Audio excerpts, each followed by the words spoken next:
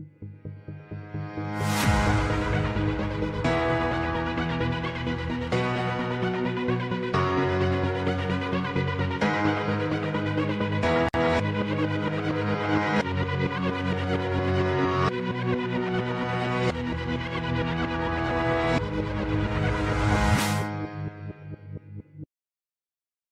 bien, présentez-vous. Bonjour, je me nomme Oudefam. Je suis étudiant à l'Université de Thiès en licence informatique. Et en même temps, je suis le fondateur d'une start-up du nom de Digita. C'est une start-up informatique qui évolue dans le domaine du numérique et qui propose des solutions pour aider les Sénégalais. Alors, parlez-nous un peu de votre cursus scolaire. Cursus scolaire, ok. Déjà, j'ai grandi au Gabon.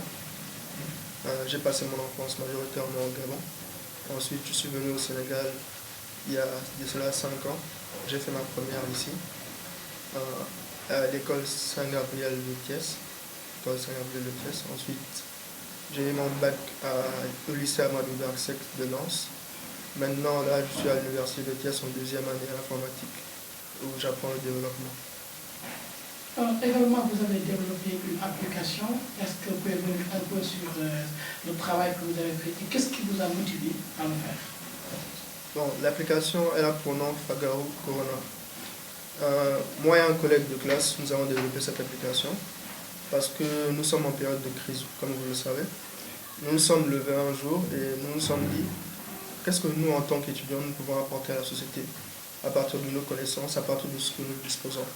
Donc, on a décidé de mettre en place cette application pour permettre aux Sénégalais de voir l'évolution de la maladie en temps réel et de lutter contre les fake news sur les réseaux sociaux. Parce qu'aujourd'hui, il y a beaucoup d'informations qui circulent sur les réseaux sociaux et qui ne sont pas vérifiées, qui ne sont pas véridiques. Donc nous, cette application-là, déjà elle est simple, intuitive, et n'importe quelle tranche d'âge ici au Sénégal peut l'utiliser, que ce soit les jeunes de 10 ans, que ce soit les vieux qui ont du mal à utiliser des applications. L'application elle est simple, ils pourront l'utiliser sans problème. Alors, le travail vous a pris combien de temps pour développer l'application? Le travail nous a pris environ un mois de développement. Et l'application a été déployée en environ une semaine. Et à présent, on a plus de 600 téléchargements avec plus de 300 utilisateurs actifs. Alors, est-ce que les autorités universitaires comme sanitaires sont au courant de cette application au niveau local, c'est-à-dire au niveau de Thiès? Bon, au niveau de Thiès, nous sommes allés au niveau de la mairie. On a essayé d'exposer le projet, mais jusqu'à maintenant, rien n'a encore été fait. Alors, le travail par rapport à votre bilan financier, qu'est-ce que vous a coûté combien? Il nous a coûté à peu près dans les 50 000, si on compte le transport, les déplacements, aussi l'hébergement en ligne de l'application. Alors, vous vous êtes ouvert aux autorités, mais malheureusement, vous n'avez pas pu obtenir de rendez-vous.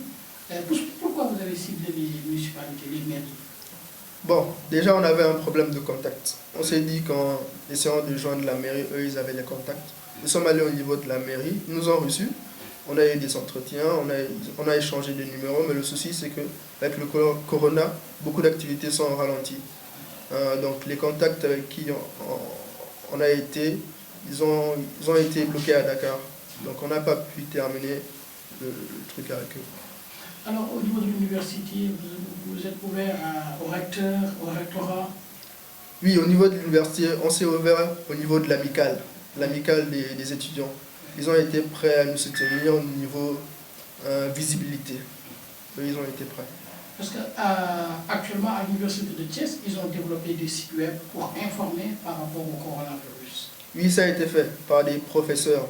À l'université de Thiès, il y a des professeurs qui ont développé des plateformes en ligne concernant le coronavirus. Alors aujourd'hui, qu'attendez-vous réellement des populations par rapport à cette application? Parce que vous avez parlé tantôt de fake news également pour développer, pour essayer quand même de donner des informations vraies et vérifiées. Alors, qu'est-ce que vous attendez réellement des internautes? Déjà le téléchargement de l'application. Ensuite, nous, les informations qui sont sur l'application, les utilisateurs peuvent se fier sur ça. Parce que nous tirons des informations de sources sûres, comme des médias télévisés tels que Thiès Actu, Sénéweb, ou bien directement le ministère de la Santé. Donc, l'application, elle est fiable. toutes les informations qu'ils verront au niveau de l'application sont vérifiées, donc ils peuvent l'utiliser et avoir confiance. Alors Mamadou, parlez-nous où on peut obtenir cette application qui nous parle aujourd'hui de Corona? Bon, l'application n'est pas disponible sur Play Store, donc nous l'avons hébergée au niveau de Firebase. Il y a un lien disponible de téléchargement. Alors comment on fait pour obtenir ce lien? Le lien, vous pouvez le trouver au niveau des pages web, Des pages web. peut-être au niveau de votre site. Au niveau de Google, les moteurs de recherche? Non, niveau par de exemple, au TGS? niveau de votre vidéo, si vous postez la vidéo, juste en bas, vous pouvez mettre le lien. Le lien. Ou bien au niveau des groupes WhatsApp, on va partager le lien, on va diffuser le lien un peu partout. On va diffuser. Comme ça. Alors donc, vous avez besoin d'un appui, d'un soutien pour quand même figurer sur la Play Store.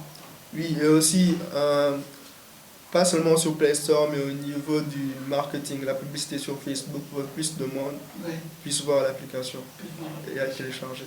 Alors, quel est le message? Là, c'est pas le Corona, hein? Bon, on est dans une crise sanitaire et qu'aujourd'hui, tantôt, nous avons vu que des professeurs ont créé, c'est-à-dire un respirateur artificiel à Thiès.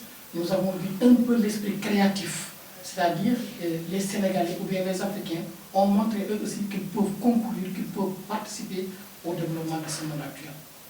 Quel est le message réellement? C'est-à-dire, est-ce que l'étudiant ou bien le professeur doit toujours rester après ses études, aller trouver du boulot, travailler, ou bien est-ce qu'il doit être lui-même entrepreneur, créateur?